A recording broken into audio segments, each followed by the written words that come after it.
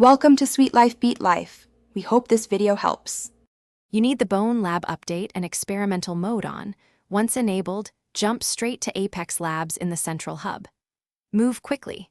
Enter the lab, clear 2 nearby enemies, and interact with the wall-mounted console to unlock the maintenance elevator. You'll want a melee weapon like a crowbar because the early encounters drain ammo and slow progress. Once the elevator drops, make sure to stay on the right side corridor.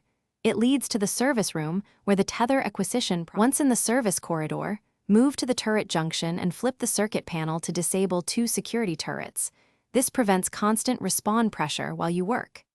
Next, scan the nearby terminal for the 3-digit keypad code. It's your pattern to open the inner door.